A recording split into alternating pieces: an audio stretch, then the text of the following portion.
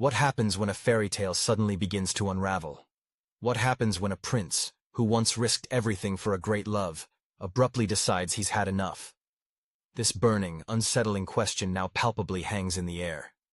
The brilliant, gleaming stage of Paris Fashion Week was seemingly meant to be Meghan Markle's triumphant return to the European continent after years of absence.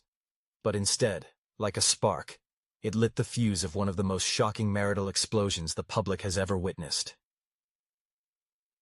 The images from Paris, flickering across screens, told one very obvious story. Meghan, clad in dazzling white, surrounded by camera flashes. The Duchess of Sussex once again at the center of attention, basking in its glow. However, behind the tightly closed gates of their secluded Montecito estate, a completely different, far more dramatic story was unfolding. A story full of fury, uncompromising ultimatums, and an unthinkable demand addressed to Meghan to remove the very symbol of her marriage, her engagement ring, from her finger. Do you feel that piercing chill that has suddenly filled the space? It's the sound of a once solid royal union relentlessly crumbling brick by brick, like an ancient edifice. Remember how it all began. This couple defied established traditions, stood against the monarchy, and presented themselves to the world as modern-day Romeo and Juliet, united against all odds. But how quickly bright love turns into burning resentment when egos clash, ambitions collide, and trust is irrevocably shattered. Viewers watching this drama now wonder, was Paris the decisive moment that pushed Prince Harry beyond the brink of patience, or was it merely the final straw that definitively broke the already fragile foundation of their relationship? Let's rewind the tape for a moment. Meghan's decision to appear at Paris Fashion Week was a bold, carefully calculated, and perhaps even reckless move. She hadn't been seen in Europe for 2 years. She had deliberately kept her distance from the royal orbit after a series of sensational interviews, documentaries, and endless, exhausting disputes. So why Paris, and why now? Was it driven by a genuine passion for fashion, or was it a desire to prove that she could still dictate headlines on her own terms? The cameras undoubtedly loved her, but cameras, alas, never tell the whole truth. Behind every carefully rehearsed smile lurks a shadow. Behind every glamorous pose lies a reckoning, patiently awaiting its turn. And here it is, the plot twist that shocked absolutely everyone. Prince Harry wasn't there. Not in the hall, not backstage. He didn't even offer his support from afar. Silence. Complete absence. In the world of public figures, absence sometimes speaks much louder than the brightest presence. And Harry's decision not to appear sent shockwaves through both the press and keenly observing royal experts. Why wasn't he there? Was he refusing to endorse her highly visible return to the spotlight? Or was he simply tired of playing a supporting role in a drama he never signed up for? Allow me to ask you, do you think a marriage can survive when one partner lives for constant attention and the other craves peace and privacy? This is the contradiction Harry and Meghan have been trapped in since the very first day they met. He grew up in an institution where silence often meant survival, while she grew up in a culture where visibility and public exposure meant power. Initially, these differences seemed like a fresh, harmonious balance, complementing each other. But over time they became explosive, threatening. Destruction. Paris was not just a fashion show. It was a battlefield, masterfully disguised as high fashion. Now imagine Meghan on the red carpet, next to the runway. Camera flashes are blinding, her smile is carefully calculated, and her body language literally screams confidence and self-sufficiency. And then imagine Harry, thousands of miles away, watching these clips on a screen, his jaw clenched, his chest heaving. The ring on her finger suddenly felt like a heavy chain to him. He didn't see glamour. He didn't see sparkle. He saw betrayal. He didn't see elegance. He didn't see beauty. He saw provocation. And when Meghan returned home, ready to celebrate her big moment of triumph, she walked straight into the eye of a storm. The atmosphere inside Montecito was not the airy, sun-drenched quiet she had left. It was icy, suffocating, hostile. Meghan might have thought Harry would soften as soon as she walked through the door. that the sparkle and charm of Paris would win him over, but she was cruelly mistaken. Because for Harry, Paris was not a victory lap, not a moment of glory. It was the final straw that broke his patience. He met her, his voice sharp as a whip, his eyes full of weariness and disappointment. And then, with words that cut deeper than any newspaper headline, he demanded the unthinkable. "Give back the engagement ring." Give back the engagement ring. Can you imagine the deafening silence that followed those words? Meghan, for the first time in her life speechless, gazed at the man who once crossed oceans for her, and now treated her like a stranger on the threshold of their own home. This ring was not merely an adornment. It represented the jewel of their shared love story, a powerful symbol of everything the world, by their own declarations, could not take from them. And now Harry wanted it to disappear, as if intending to erase her from his life, one symbol at a time. Let's pause here and ask ourselves, why the ring? And why now? In royal tradition, an engagement ring is not just a personal item. It is an integral part of history, often forged from the rarest Welsh gold, imbued with the meaning of many generations. The demand to return it is not just a rejection. It is an act of stripping a person of status, belonging, and legitimacy. It is the ultimate humiliation. Harry knew perfectly well what he was demanding, and Meghan understood with absolute precision what it meant. However, it is here that the contradiction reaches its climax. Meghan was not going to give up. The triumph in Paris still burned in her veins. The attention, the thunderous applause, the catchy headlines. She felt incredibly powerful again. And now, standing before Harry, ordered to give up the very symbol of their union, she wasn't just hurt. She was consumed by fury. Because in her mind, Paris was not a betrayal. It was survival. It was her way of reminding the world of her significance. That she was not just Harry's wife. She was Meghan Markle, in the spotlight, absolutely unstoppable. Nevertheless, Harry saw this situation completely differently. He accused her of selfishness, recklessness, of shaming his name once again with another scandal. He told her she had disgraced him, disgraced their family, and crossed a line that could not be uncrossed. This was not just anger. These were years of simmering resentment, years of feeling overshadowed, undermined, even used. His voice trembled not only with rage but with deep heartbreak. And Meghan, instead of backing down, only pushed him harder. The walls of Montecito, once filled with carefully curated images of an ideal family life, now echoed with shouts, mutual accusations, and broken trust. Neighbors may not have heard the words, but insiders claimed the energy in that house forever changed that night.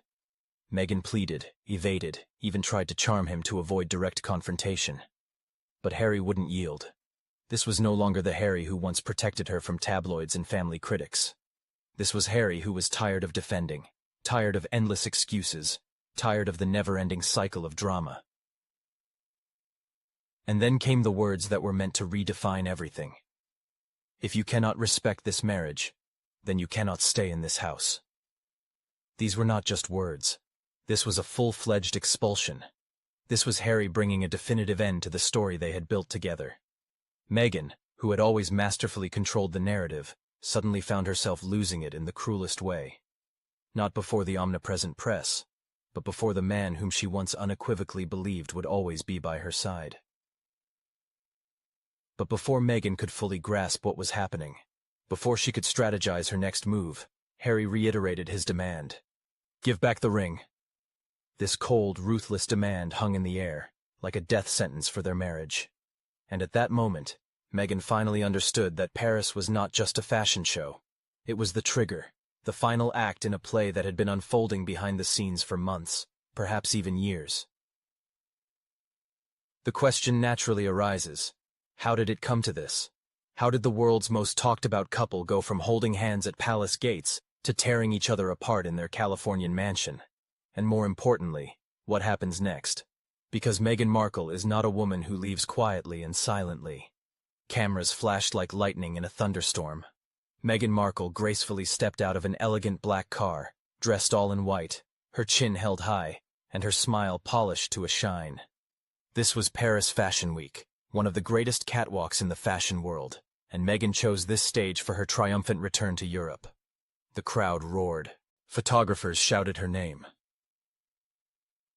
And for a moment, it seemed the Duchess of Sussex was reclaiming her crown, no longer as a royal, but as a true star. However, behind the glitz and glamour of the glossy photos capturing her radiance, a brewing storm was palpable thousands of miles away, in sunny California. Why Paris, and why now? This question echoed in many minds.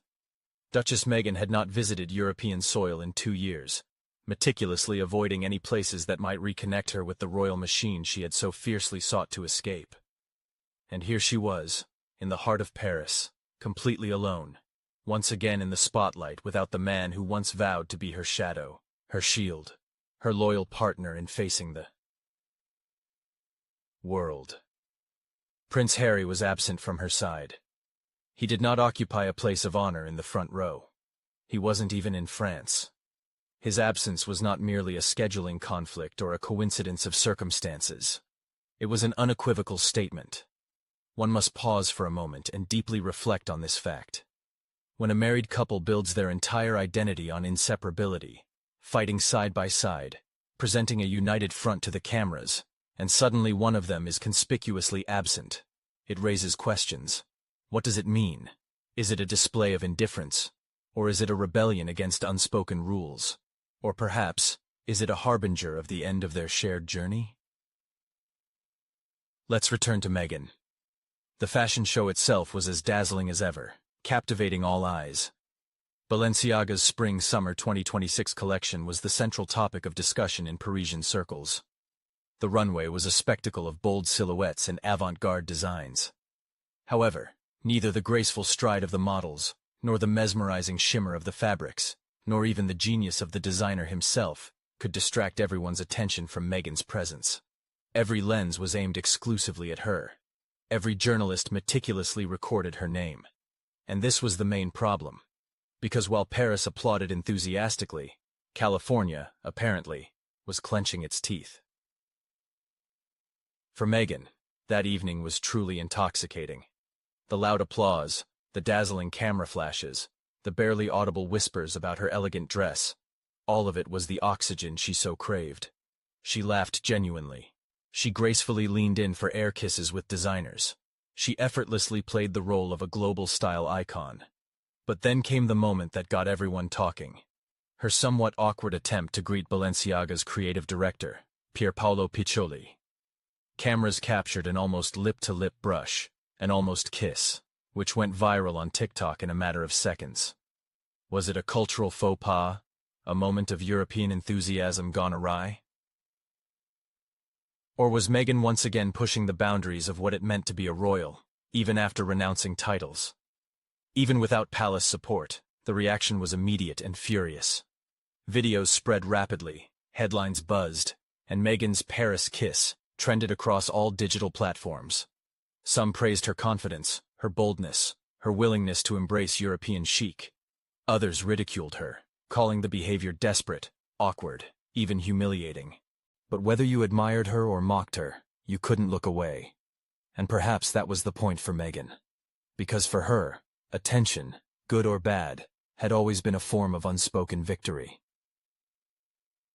Imagine yourself in Harry's shoes for a moment. Imagine him watching this viral clip from the solitude of Montecito. The almost kiss, the ringing laughter, Meghan at the center of all attention, while he remained invisible, silenced.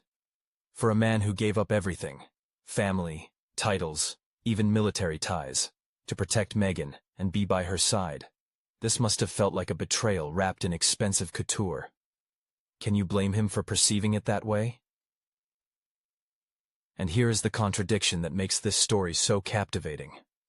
Meghan's defenders argue that she was simply living her life, charting her own course, reminding the world that she was much more than just Harry's wife. But Harry's supporters counter that she was reckless, tactless, and disrespectful, flaunting her independence and leaving her husband in the shadows. So who is right in this dilemma? Was Paris Meghan's triumph, or Harry's humiliation? However, the night did not end there.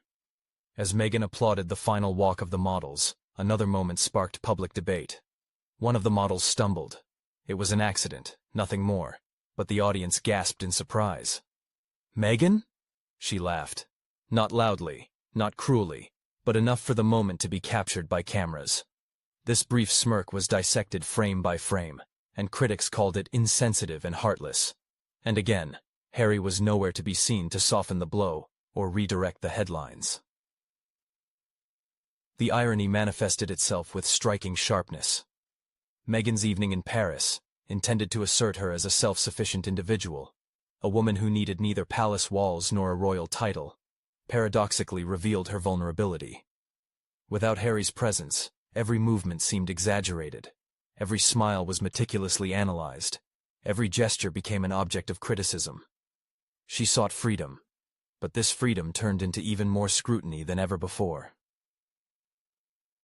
As Meghan sank into the car on her way back to her hotel, her phone buzzed with numerous messages, and not all of them were congratulatory. These messages indicated that even her closest associates were warning her. The optics looked unfavorable. The kiss, the laughter, Harry's absence, all of it created an impression of cracks in the foundation. However, Meghan, always rebellious, disregarded these concerns. For her, Paris meant victory. The coverage, the attention, the headlines. She once again dominated the news cycle. What Meghan didn't realize was that the narrative she thought she controlled was subtly slipping from her grasp. Because in Montecito, Harry was not approving. He was not impressed. He was not proud. On the contrary, he was consumed by fury. Harry's absence was not just about Paris.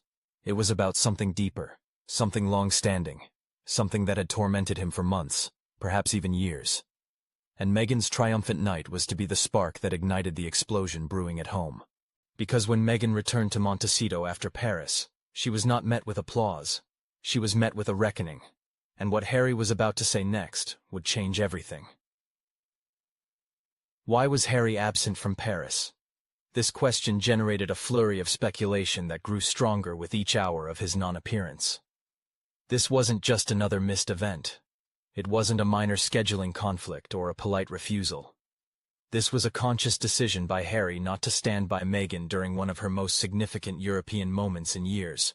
And for a man who once vowed to protect her from the wolves of the press, his absence was deafening. It's worth pondering this circumstance. Harry had consistently acted as Meghan's shield, her partner in every scandalous interview, her colleague in every Netflix documentary, her defender when headlines turned venomous. But in Paris, there was silence. No joint red carpet appearance, no photos of them holding hands, no whispered jokes in the front row. Instead, Meghan basked alone in the spotlight, while Harry remained in Montecito. So what was the real reason for this decision? Let's lift the veil of mystery. Some suggest it was a strategy. Harry, tired of the mockery from the British tabloids for clinging to Meghan, sought to reclaim his own identity, separate from her. Others argue it was a punishment. He deliberately withheld his presence as a silent protest against her decision to attend Paris Fashion Week without him. And then there's the harsher theory. He simply didn't want to go. He no longer had the energy or desire to play a supporting role in Meghan's endless pursuit of relevance. Let's pause for a moment. Do you think it's possible Harry stayed away because he wanted Meghan to feel what life was like without his devotion? To test if she could truly handle the glare of the spotlight alone? That thought is unsettling, isn't it? But there's something even deeper here. Something most people overlook. Harry's absence wasn't just about Meghan. It was about his own internal crisis. For years, Harry had been torn between two identities: the prince who rejected the palace, and the man who still craved belonging, order, and respect.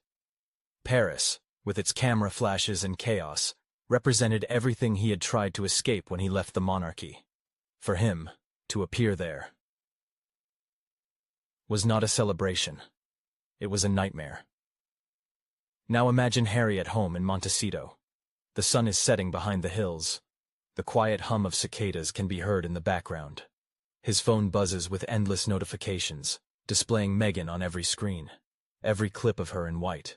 Every replay of the almost kiss with pure torment. Every viral laugh at the stumbling model. He must have felt the world pressing down on him again, demanding his reaction, forcing him back into a role he despised. And this time, he chose not to play.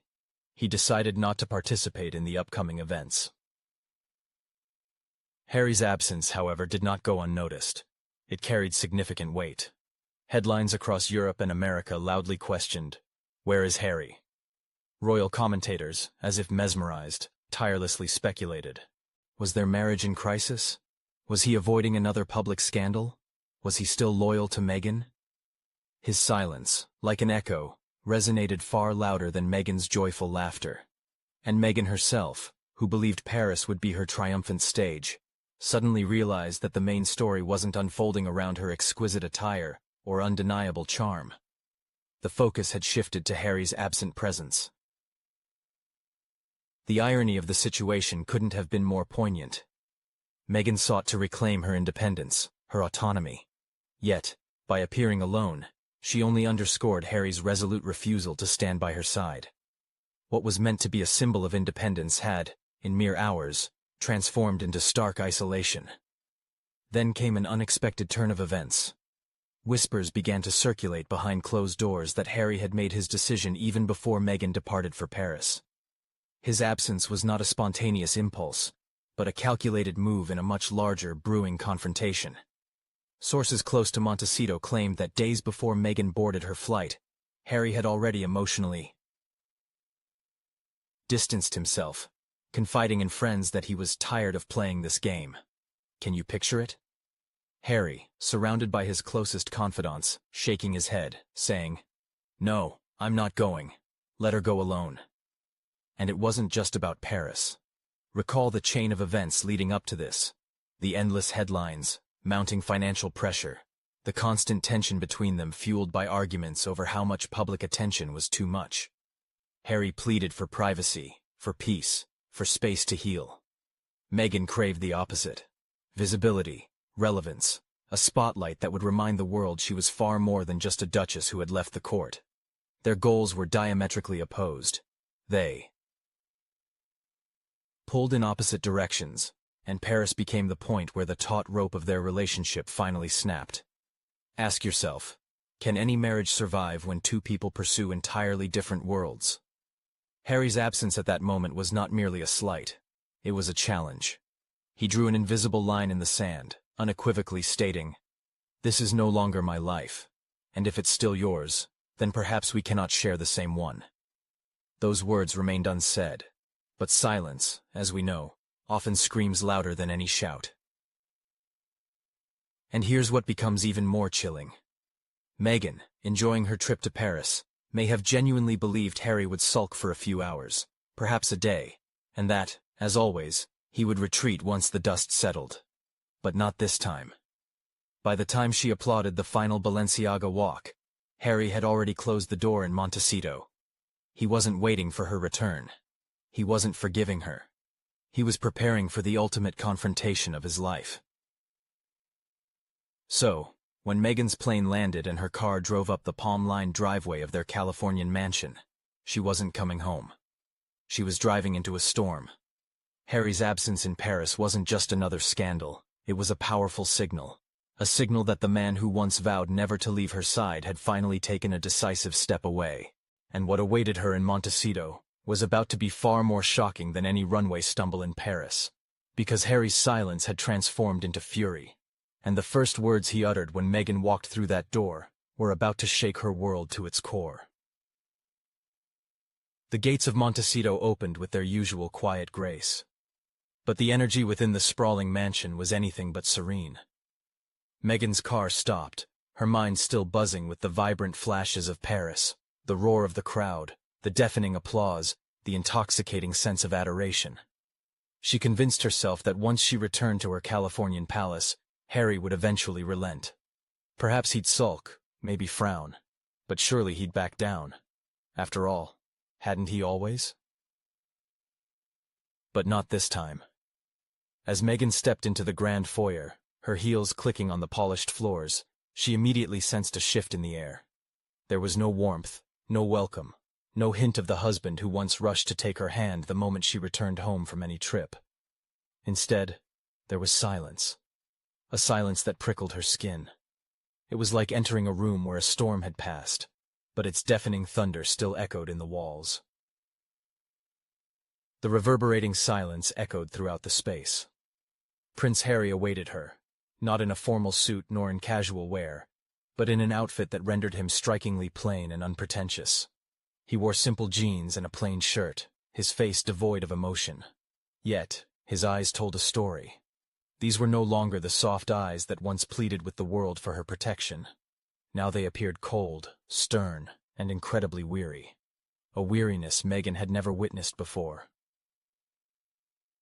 "Sit," he said. His voice was calm, almost too calm. It was the ominous quiet before the storm that instills universal fear. Meghan hesitated, attempting to diffuse the tense atmosphere with a laugh. Perhaps she intended to joke about Paris, or even offer a compliment, suggesting things had gone well. But Harry remained unmoving, offering no smile, no playfulness to her attempts. This was not a dialogue. This was an overt confrontation. Imagine yourself in Meghan's shoes at that moment. She had just been celebrated, applauded, admired. She walks in, expecting her partner to be proud, or at least offer reluctant support. Instead, he met her like an opponent in court. What would be her reaction? Would she defend herself? Plead for mercy? Would she brush off his anger as just another overreaction? Meghan, a natural actress, first tried to charm him. She smiled, adjusted her hair, and spoke as if the Paris trip had been their shared triumph, one they both owned. But Harry cut her off sharply, abruptly, coldly, definitively. "Do you even realize what you've done?" The words hit her like an icy shower. Meghan blinked, stunned. She tried to defend herself. "Harry, it was Fashion Week. It was harmless. It was good for us." But he wouldn't let her off the hook. Not this time. "No!" he roared, his voice rising for the first time. "It wasn't harmless. It wasn't good for us. It was humiliating. Do you understand that? Humiliating for me. Humiliating for this family. And you didn't care." The near kiss in Paris, the laughter with the model, her husband's absence. For Meghan, these were fleeting moments, easily explained away. But for Harry, they were dagger thrusts, irrefutable proof that she had given no thought to him, their children, their image, or the promises they had made to each other. He leaned closer, his voice now a mixture of fury and bitterness. "You knew I wasn't going. You knew why I wasn't going, and you did it anyway. Alone. As if you weren't married. As if this marriage doesn't exist when it's inconvenient for you." These words hit Meghan harder than any paparazzi flash in Paris. Because beneath the anger lay something she hadn't anticipated. Desperation. This wasn't just a husband enraged by bad PR. This was a man who felt betrayed to his core. And again, the question arises. Was Harry overreacting, or was Meghan blind to the cracks she had been widening for years? When one partner constantly seeks attention and the other craves solitude, isn't a collision inevitable? Meghan tried to argue back. She reminded him of the sacrifices she had made, the battles she had fought by his side, how she had stood with him against the entire monarchical system. "I did all this for us," she insisted. "Paris was for us, to remind people that we still matter." But Harry wasn't convinced. His jaw clenched, his eyes narrowed. "You didn't do it for us. You did it for yourself." Then came a moment Meghan hadn't anticipated. Harry stood, his voice quiet, but sharp as a blade. "Give me the ring." Silence. Meghan froze. The words didn't make sense at first. She thought he was exaggerating, bluffing, trying to scare her, but the look on his face said otherwise. He was deadly serious. The wedding ring, the very thing that symbolized their union, their rebellion, their against-all-odds love story. He wanted it back. Meghan's mind raced. She remembered the day he slipped it onto her finger. The vows, the promises, the fairy-tale kiss on the steps of Windsor. She recalled how that ring had been photographed 1,000,000 times, dissected in every article, admired and envied by millions. And now Harry was asking her to return it, as if it were merely a trinket. "Harry, no, you can't." Meghan, caught off guard, tried to stop him. "Harry, no, you can't." But he wasn't backing down. His words weren't a random emotional outburst fueled by momentary anger. They came from a man who had crossed an invisible line, marking a point of no return. He infused meaning into every word uttered, and his resolve was unwavering. Perhaps it was at this moment that Meghan first realized she couldn't charm, couldn't laugh, couldn't skillfully wriggle her way out of this confrontation. This wasn't the ubiquitous media, nor the faceless palace, but Harry himself. Her Harry, the one person she had always believed she could unconditionally rely on. And now he was slipping away, beyond her control. Wasn't it ironic? The woman whose public identity was built on breaking traditions and seeking independence was now desperately clinging to the one tradition she had embraced, the ring, symbolizing her connection to him. And the man who had once given up everything to keep her was now demanding she return that symbol. The showdown in Montecito was far more than a mere argument. It was a true rupture, a moment when all the accumulated contradictions, resentments, and unspoken truths converged in one devastating demand. As Meghan's hand trembled, hovering near that ring, she suddenly realized this wasn't the end of an argument. It was merely the prelude to a war. Harry wasn't finished, and the next words to fall from his lips might wound even deeper than the demand for the ring itself. Her hand remained frozen at her side, as if the weight of that single gold ring had suddenly tripled. The ring, once a symbol of protection and love, now felt like heavy shackles, hot on her skin, pulsing with the unbearable tension in the room. Meghan tried to take a deep breath, to compose herself, but the silence between them was unbearable. She looked at Harry, desperately searching his face for any sign of hesitation, any crack in his icy demeanor. But there was nothing. His jaw was clenched, his fists tight, his eyes burning with a fierce fire. He wasn't bluffing. "Harry, you can't be serious," Meghan whispered, her voice cracking. She forced a nervous laugh, desperate to lighten the mood. "It's just a ring. It doesn't mean what you think. It's just—" But Harry roared before she could finish. "Don't say that. Don't you dare say it's just a ring. You know what it means. You know what it's supposed to mean." His voice trembled with fury, but beneath it lay raw, unadulterated pain. It's worth pausing to consider this. In royal history, rings were never mere adornments. They were symbols of legitimacy, lineage, and promises binding not just two people, but entire dynasties. Diana's ring went to Kate. Camilla wears one once belonging to the Queen Mother. These golden circles carry centuries of historical and traditional weight. For Harry, this wasn't just jewelry. This was about broken vows, shattered trust, and the collapse of something sacred. "Take it off," he repeated, slower this time, deadly serious. Meghan's hand instinctively went up to guard the ring, covering it as if protecting it from theft. Her mind raced, flashing through memories like a film reel.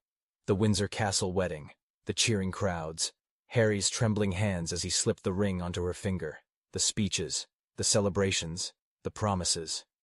How could it all crumble in a single moment? She tried again, her tone shifting from disbelief to persuasion. "Harry, you're overreacting. Paris wasn't what you think. People love me there. It reminded them of us, of our strength. We still matter." "Matter?"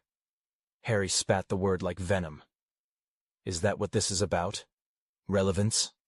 I didn't leave my family, my country, my life for you to chase relevance on every runway.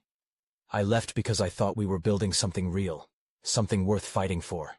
And you," his voice cracked, "you turned it into a show." The sting in his words hit Meghan harder than any newspaper headline. She wanted to scream, to argue, to insist she had done it for them. But deep down, even she knew the truth. Paris wasn't about them.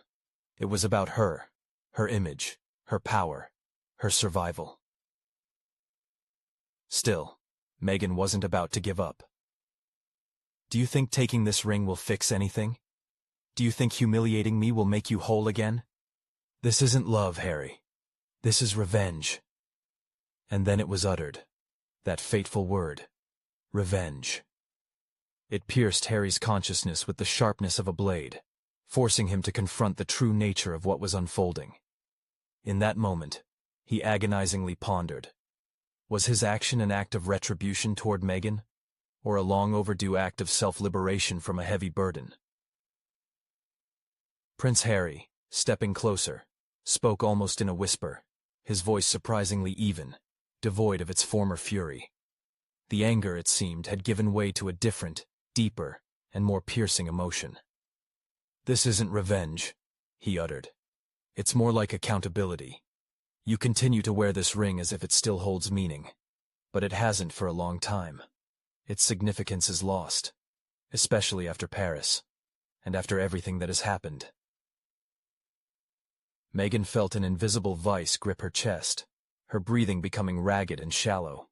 She was confident she could withstand the press onslaught. She believed she could resist palace intrigues and pressure. But for this, she was utterly unprepared. For Harry himself to turn his wrath against her.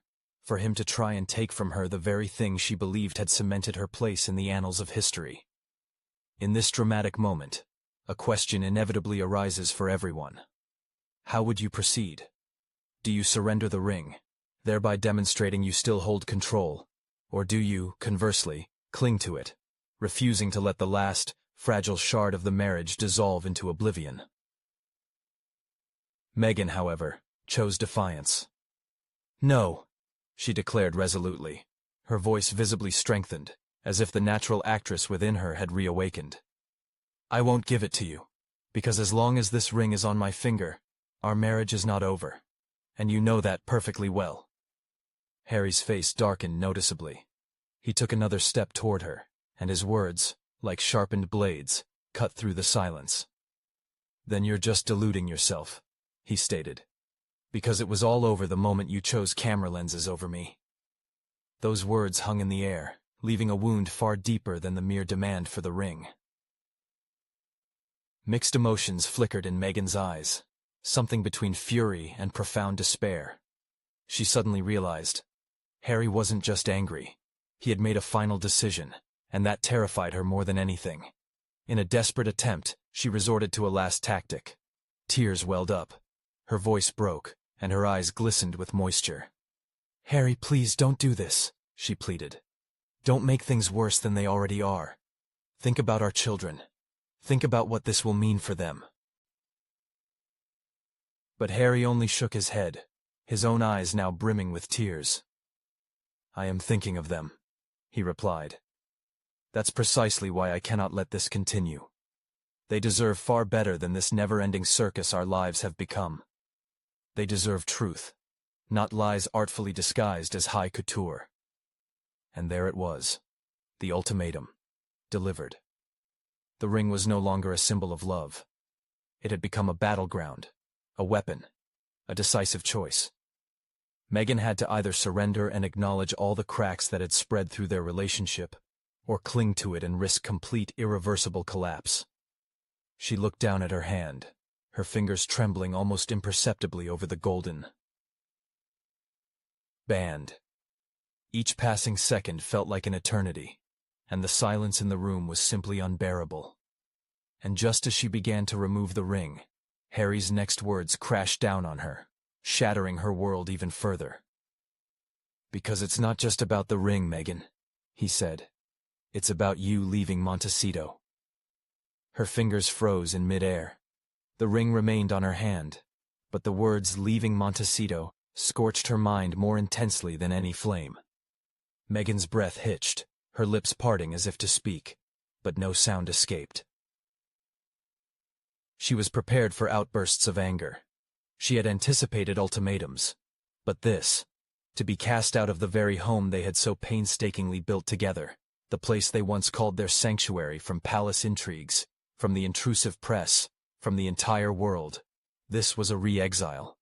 But this time, not from Buckingham, not from Britain, but from Harry himself. "You don't mean that," she whispered, finally forcing the words out. And though they trembled, her voice cracked, like delicate porcelain shattering in the still air of the room. Harry didn't flinch. His gaze remained fixed on her, unyielding and resolute. "I've never been more serious," he said. At this juncture, it's worth pausing to reflect deeply on what was unfolding. Two people who once held hands tightly, defiantly leaving royal life, united against a monarchy they claimed stifled their freedom, now stood as bitter adversaries within the walls of their own Californian mansion. Isn't the irony striking? They had fled one institution that, they claimed, failed to protect them, only to ultimately erect another, a veritable cage, artfully woven from a multitude of secrets, boundless ambitions, and countless broken promises. And now, it was Harry who was desperately rattling those bars, vehemently demanding his own freedom. Meghan shook her head, and disbelief gave way to anger. "After all I sacrificed for you," she began, her voice trembling with indignation. "After everything I endured for us, you're just kicking me out? You want me to leave because I went to—" The silence that followed was worse than any shout. It was a silence that felt like a final, irrevocable sentence. Meghan's gaze fell upon the ring again, her fingers trembling uncontrollably. She clutched the jewelry tightly, as if it were the only life raft in the tumultuous sea of their relationship, while Harry adamantly demanded its return, seeing it as his only path to reclaiming himself. It was then that Harry's voice pierced the oppressive silence once more. "If you don't give it back, then you can start packing your bags. The woman I once married no longer exists, and I refuse to continue living this lie." Meghan's eyes instantly welled up with tears, but they were not tears of sorrow or despair. They were tears of boiling rage. She had no intention of letting him cast her aside like some discarded and no longer needed royal obligation. If Harry truly believed that demanding the ring would end this exhausting battle, he was sorely mistaken, for Meghan, as it turned out, still possessed her own formidable weapon, and what she uttered in the next moment threatened to escalate this mere skirmish into a full-blown destructive war. Harry's words exploded with a resounding echo within the opulent Montecito mansion. Meghan froze, staring at Harry in a daze, as if he had suddenly spoken a language utterly foreign to her. Her lips parted, but no sound followed. Surely she had misheard him. Surely the man who once publicly declared to the world that he would give up his titles, his birthright, and even his family before losing her. Surely he couldn't mean it. But to her horror, he did. Harry's face was carved from stone, his eyes burning with a fury that seemed to have simmered within him for years. "You heard me perfectly. Pack your things. Leave. I no longer wish to see you in this house." Meghan's heart pounded in her chest. For a split second, she thought it was just another bluff, another emotional outburst he would surely regret within the hour. But then she saw it. The unwavering ring of finality in his eyes, the steely resolve in his voice, the way his fists were clenched, as if holding back years of deep disappointment. This wasn't just a tantrum. This was the line Harry had drawn in the sand, marking the limit. "Harry, you can't just—" she began, her voice betraying a tremor. "I can, and I am," he cut her off with brutal, unyielding precision. Meghan's shock instantly gave way to burning rage. She squared her shoulders, refusing to let Harry see her broken. "This is my home too. My children live here. You can't just kick me out like I'm some fired employee." Harry's eyes narrowed. "Don't try to twist the facts. This was supposed to be our home, our sanctuary, but you've turned it into another stage, another backdrop for your performance. You have made this house a prison for me, and I refuse to live like this anymore." The irony of the situation was suffocating, almost unbearable. They had fled England because Meghan claimed the palace was stifling, toxic, and unsafe. Now, Harry was uttering the very same words about the home they had built together, where they were supposed to find peace. History, it seemed, was repeating itself. But this time, the villain wasn't the crown. This time, the villain was Meghan herself. Meghan scoffed, her voice dripping with undisguised venom. Do you think you're a saint? Do you think you're innocent in all of this? You wrote an entire book trashing your own family. You aired our dirty laundry at every turn, publicly exposing our problems at every opportunity. And you still blame me? Don't you dare! Harry's chest heaved, his voice cracking with emotion but remaining unyielding. I did that because I genuinely believed in us. I thought we were fighting for something real, something authentic. But all you ever truly wanted was attention, fame. Paris proved that clearly. It wasn't about us. It was solely about you. And I'm tired of being just a prop in your endless show. Meghan felt her stomach clench at his words. A prop? The words stung her far deeper than she would have expected. The press had called her far worse, but hearing it from Harry was different. It wasn't just an insult. It was a harsh truth she couldn't deny, even if she desperately wanted to. Still, she wouldn't give up without a fight. She lifted her chin, her eyes flashing with open defiance. If you really want me to leave, Harry, then you'll have to drag me out. Because I'm not going. Not without a fight. The temperature in the room shifted abruptly. Harry, who had always been the protector, the peacemaker, the first to back down in conflicts, did not waver this time. He didn't soften an inch. Instead, he leaned closer to her. His words were laced with ultimate resolve. I understand. If you stay here, Meghan, it will simply destroy me. I can't breathe in this house anymore. I can't look at you and pretend this marriage is what it once was.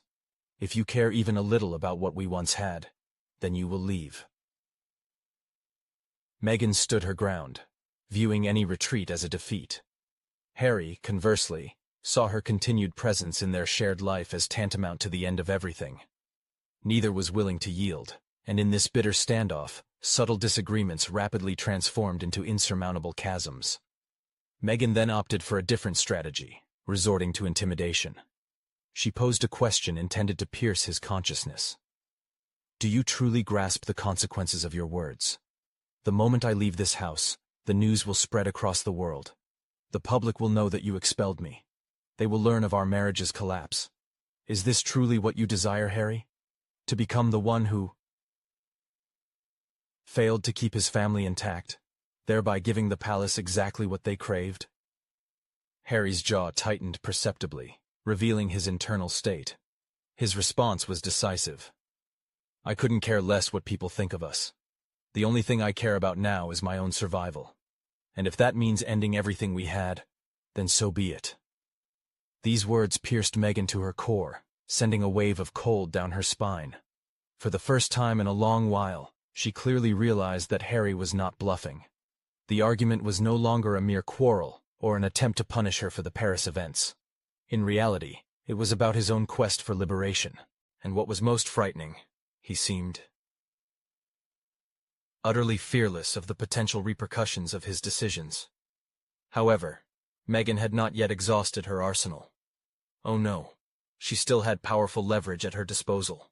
Secrets, stories, information that Harry would never want exposed.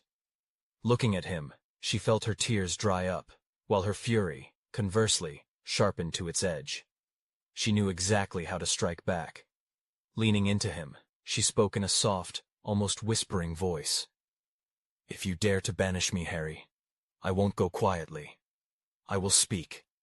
I will tell the world everything about the royal family, about Montecito, about you. And once that information becomes public, you will bitterly regret ever putting this pressure on me. Harry's eyes flickered for only a brief moment, but in that movement, there was not fear, but deep sorrow. He clearly understood that her threats were serious. Yet, instead of backing down, he took a step forward, his words piercing her with the merciless sharpness of a blade. Then speak. Do whatever you deem necessary. But first, give me back the ring. And once again, it appeared in their dialogue.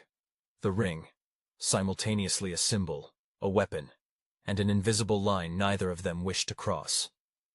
Meghan's fingers twitched involuntarily, and her rage reached its peak. She simply couldn't believe what was happening.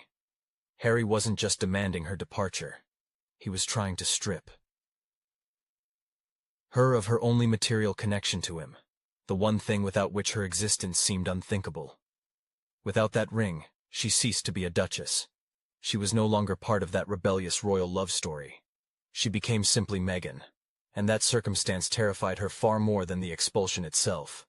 The room literally pulsed with mounting tension.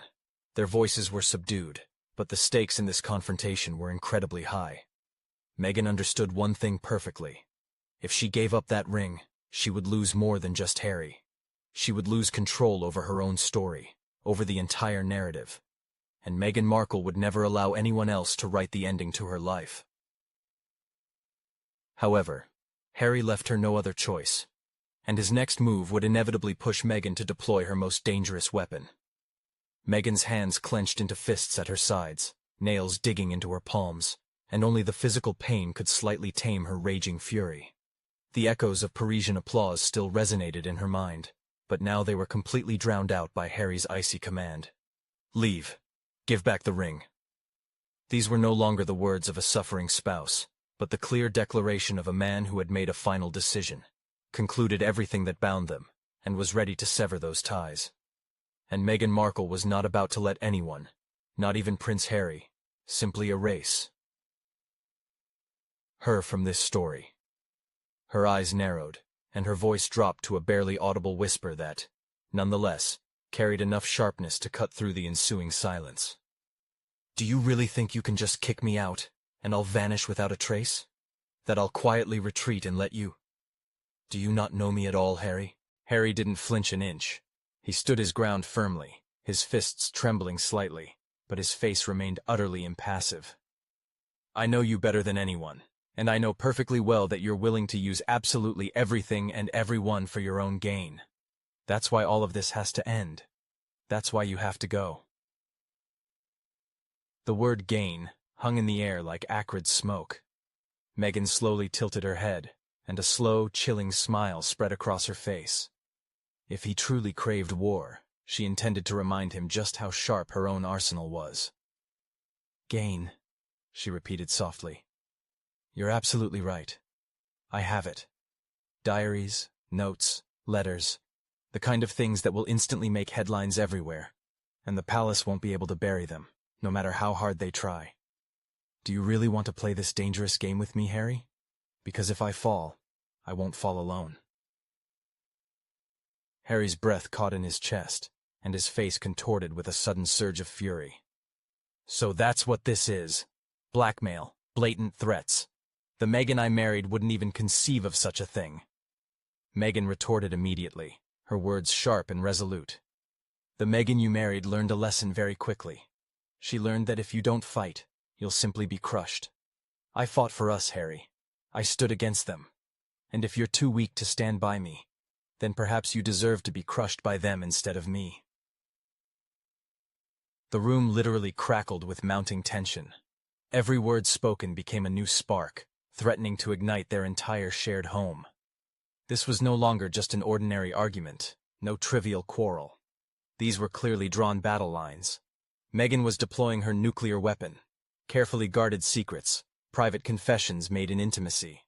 Things Harry had entrusted to her in times when he fully trusted her. She perfectly understood the true value of these secrets, and knew that Harry was terrified of them leaking into the wrong hands. Harry's voice dropped, becoming guttural, almost pleading, though masked by fury.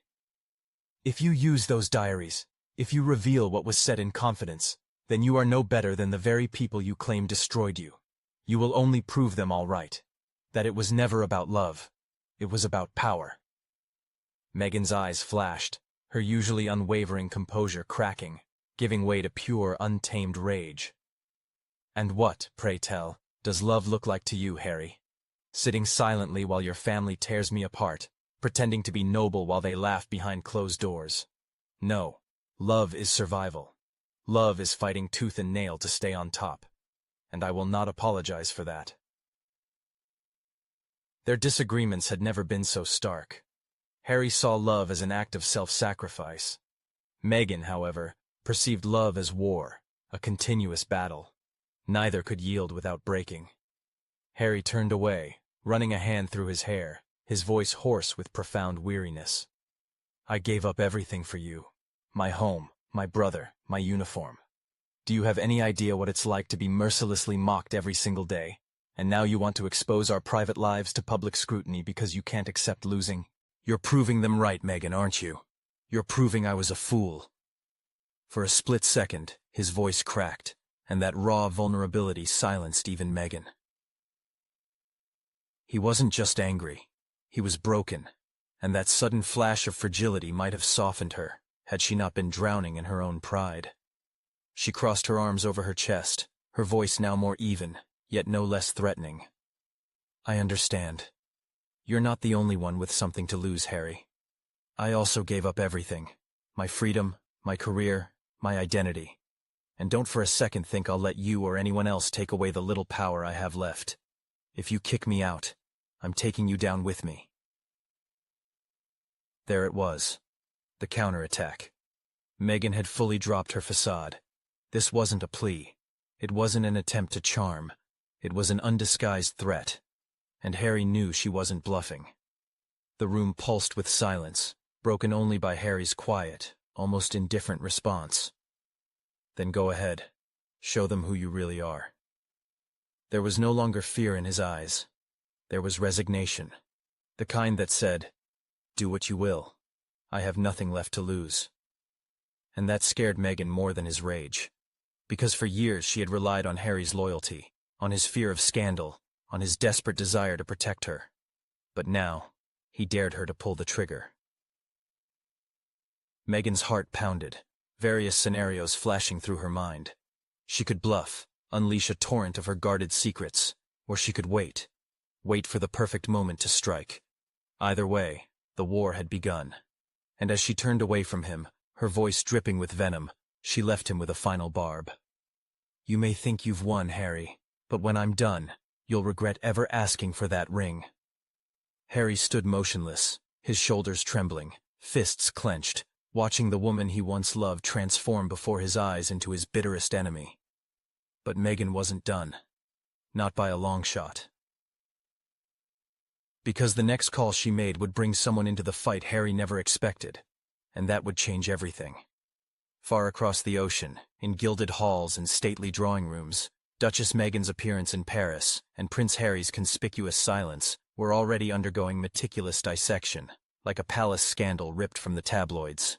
Phone calls buzzed incessantly, courtiers whispered, and members of the royal family, who had once mastered the art of silence, now couldn't suppress surprised raised eyebrows. Duchess Meghan likely believed her Parisian outing would be a personal triumph. Behind the scenes, however, it had awakened something far more significant. The keen attention of the very family she thought she had successfully distanced herself from. In London, news reports churned in an endless loop. The near kiss with Pier Paolo Piccioli, the barely perceptible smirk as a model stumbled on the runway, the dazzling white outfit that, depending on one's perspective, could be interpreted as confidence or arrogance, and most crucially, Prince Harry's glaring absence by her side. To the general public, it looked like a typical fashion event. To the royal family, it was perceived as a clear sign of a marriage unraveling. King Charles, sources reported, sat in his private study surrounded by advisors, slowly shaking his head as a video played on screen. It had always troubled him that Prince Harry's marriage was built on rather fragile ground, that the bond between his son and Duchess Meghan was forged more in a spirit of rebellion than on a foundation of solid trust. Now, watching Meghan alone in Paris, with her husband conspicuously absent, he felt his fears fully justified. This was bound to happen, he reportedly murmured to his confidant. And Prince William, the heir to the throne, once Prince Harry's close brother turned bitter rival, did not gloat, at least not openly. Behind closed doors, however, aides whispered that his silence was a veiled smirk. Prince William had long held the view that Duchess Meghan brought chaos, that she thrived on spectacle, and that Prince Harry had been blinded by infatuation. Now, with rumors circulating that Harry was demanding Meghan's ring back, Prince William didn't need to say a word. His gaze said it all. He had, silently, warned everyone.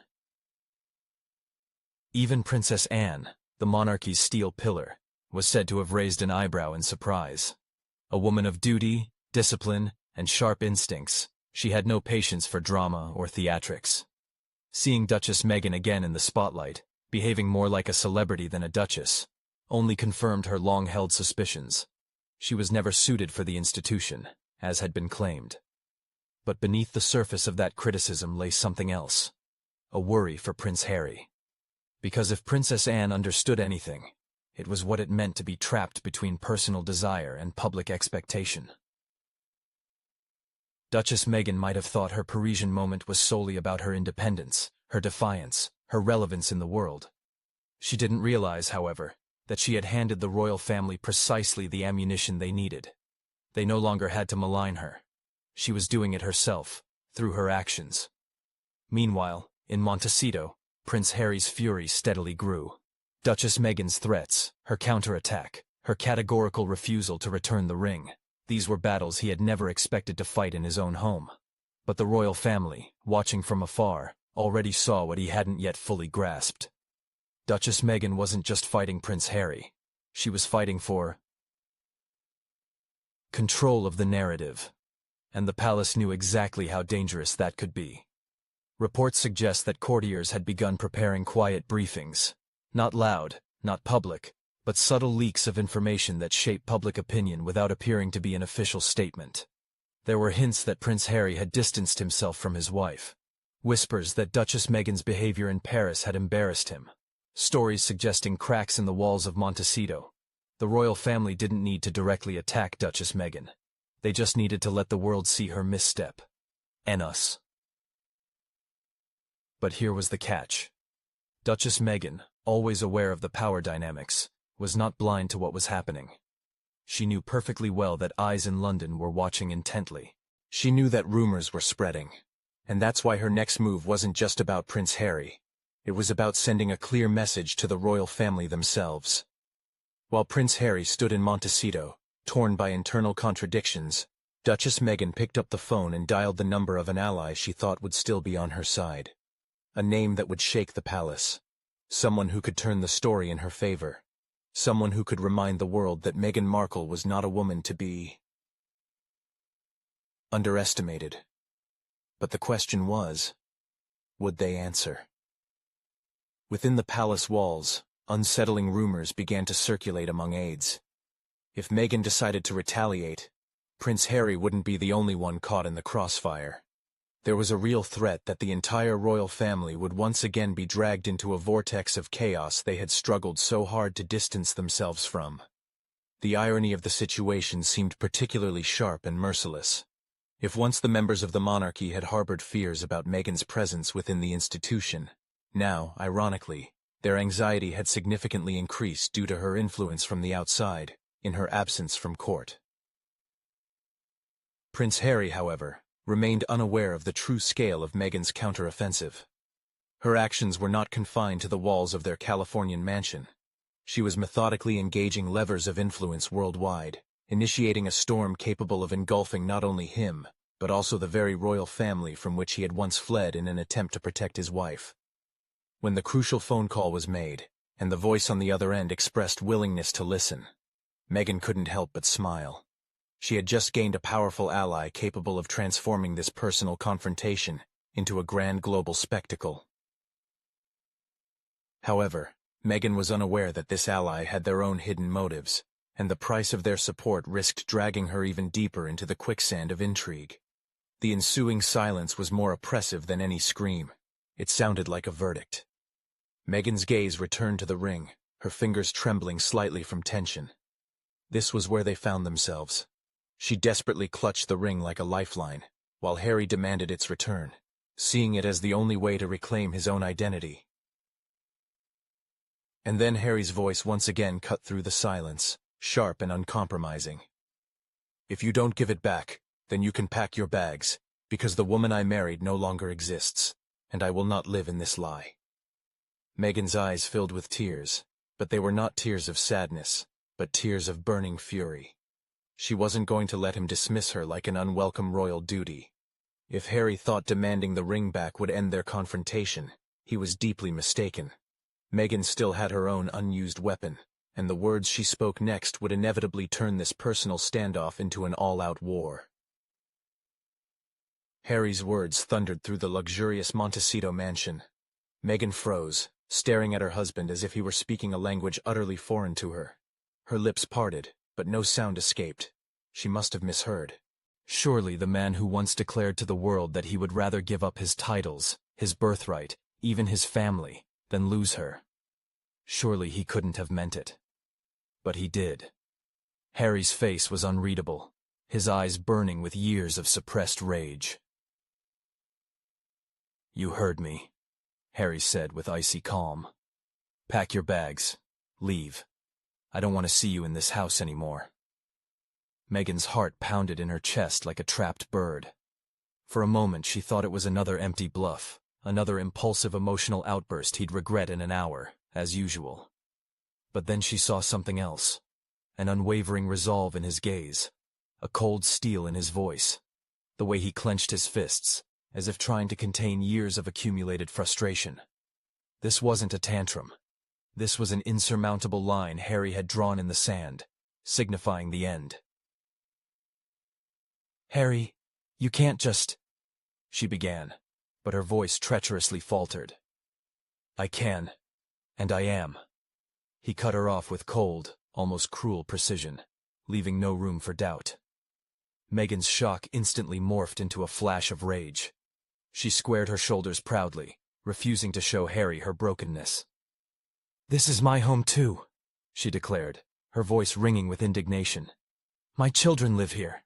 You can't just kick me out like some errant employee you decided to fire." Harry's eyes narrowed to slits.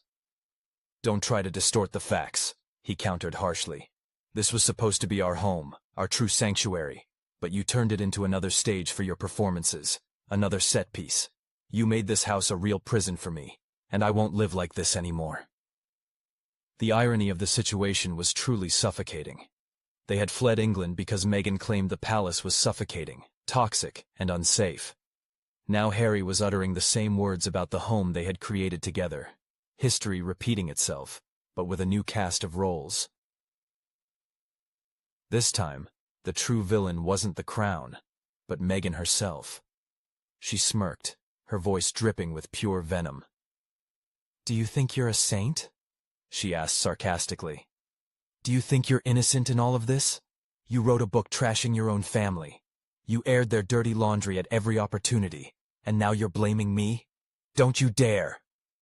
Harry's chest heaved with emotion, his voice trembling with suppressed feelings, yet utterly unyielding. "I did it because I truly believed in us," he said, looking her straight in the eye.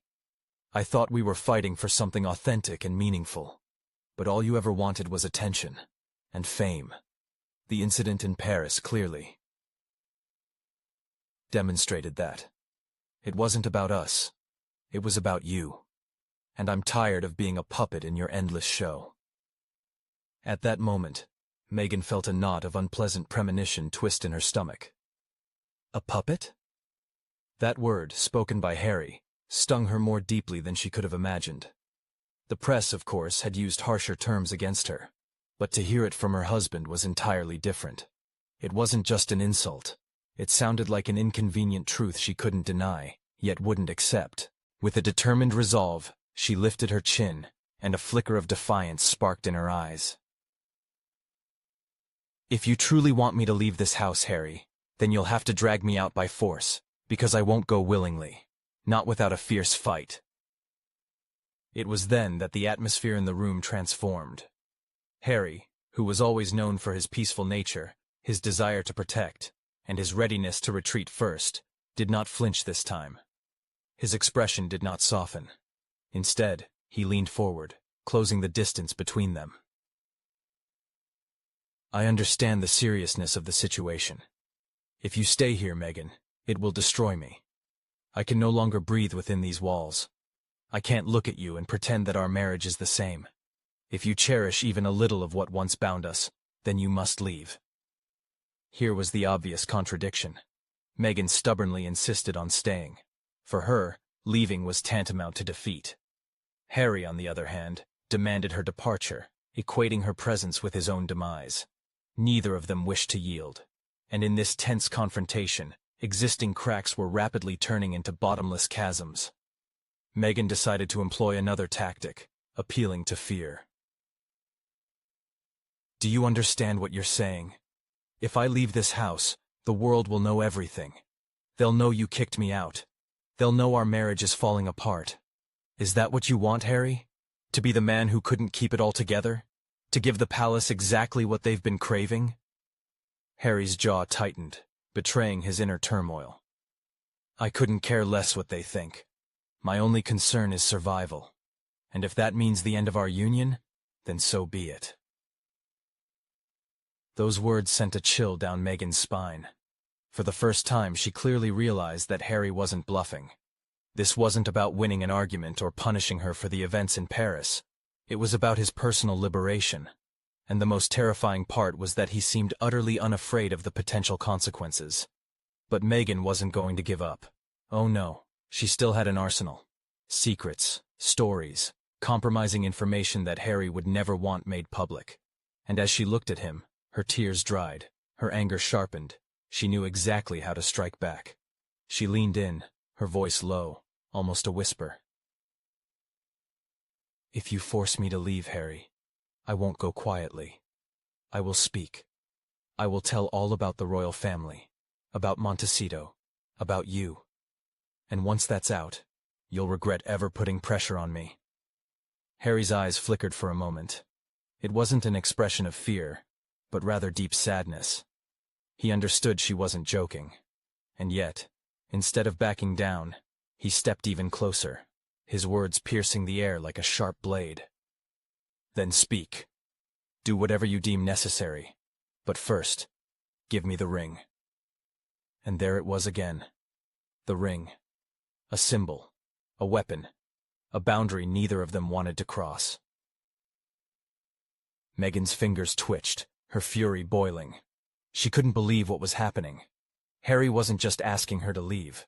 He was trying to strip her of the one thing that connected her to him, the one thing she felt she couldn't exist without. Without that ring, she wasn't a duchess. She wasn't part of the royal rebel love story. She was just Meghan, and that terrified her more than banishment itself. The room pulsed with tension. Their voices had quieted, but the stakes had never been higher. Meghan knew one thing for sure. If she gave up that ring, she wouldn't just lose Harry. She would lose control of her own narrative. And Meghan Markle was never going to let someone else write her ending. Harry, however, seemed to be giving her no choice. And his next move would push Meghan to unleash her most dangerous weapon. Meghan's hands clenched at her sides, nails digging into her palms until the pain momentarily quelled her rage. The applause in Paris still echoed in her memory, but now it was drowned out by Harry's cold, unequivocal command. Leave. Give back the ring. These weren't the words of a suffering husband. These were the words of a man who had made a final decision, ended a relationship, ready to sever the connection. And Meghan Markle wasn't going to let anyone, not even Prince Harry, erase her so easily. Her eyes narrowed, her voice dropped to a whisper, sharp enough to pierce the deepest silence. Do you really think you can just kick me out, and I'll disappear without a trace? That I'll meekly retreat and let you do this? Do you not know me at all, Harry? Her voice rang out, full of defiance. Harry remained motionless. He stood firm, his fists barely trembling, but his expression was unyielding. I know you better than anyone, and I know you're willing to use absolutely anything and anyone for your own gain. That's why all of this has to end. That's why you have to leave. Gain. The word hung in the air like pungent smoke. Meghan slowly tilted her head, and a slow, chilling smile spread across her face. If he wanted a war, she would certainly remind him how sharp her own weapons could be. Gain, she repeated in a quiet but piercing voice. You're right. I have it. Diaries, various records, letters, precisely the kind of things that would instantly make headlines everywhere, and that the palace wouldn't be able to bury, no matter how hard they tried. Do you really want to play this game with me, Harry? Because if I fall, I won't fall alone. Harry exhaled sharply, his face contorted with sudden blazing fury. So that's it. Blackmail. Threats. The Meghan I once married wouldn't even conceive of such a thing. The Meghan you married, Meghan cut in instantly, learned quickly. She learned that if you don't fight, you just get crushed. I fought for us, Harry. I stood against them. And if you're too weak to stand by me, then perhaps you deserve to be crushed by them instead of me. The room literally crackled with mounting tension. Every word spoken became a new spark, threatening to ignite their entire shared home. This was no longer just an ordinary argument. These were clearly defined battle lines. Meghan was deploying her nuclear weapon. Secrets. Things whispered in private. Things Harry had shared when he completely trusted her. She knew the true value of these secrets. And she knew.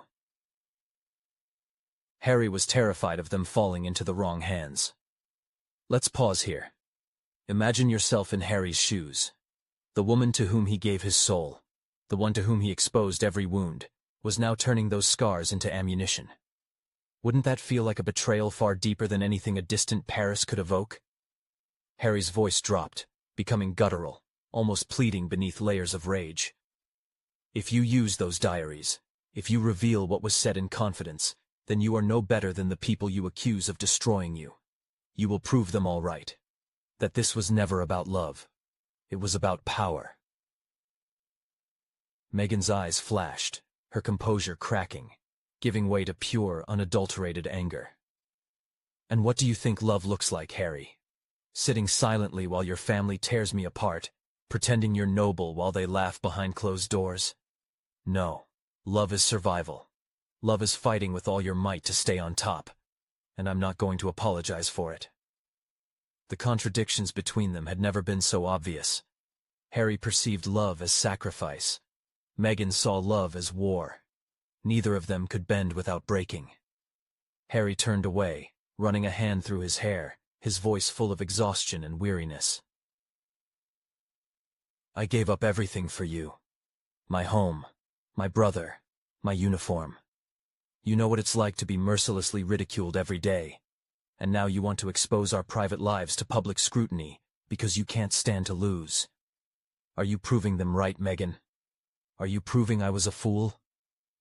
For a split second, his voice broke, revealing such sincerity and pain that even Meghan fell silent for a moment. He wasn't just angry. He was broken, and that glimpse of vulnerability might have softened her heart. If only she weren't drowning in her own pride. She crossed her arms over her chest, her voice becoming firmer and more resolute. I understand. You're not the only one with something to lose. Harry, I gave up everything too. My freedom, my career, my identity. And don't think for a second that I'll let you or anyone else take away the little power I have left. If you push me out, I'll drag you down with me. There it was. The counterattack. Meghan had completely dropped her mask. This was not a plea. This was not charm. This was an undisguised threat. And Harry knew perfectly well that she wasn't joking. The room pulsed with silence, broken only by Harry's quiet, almost imperceptible response. Then go on. Show them who you really are. There was no longer fear in his eyes. There was only acceptance. An acceptance that said, do your worst. I have nothing left to lose. And that terrified Meghan far more than his rage. Because for years,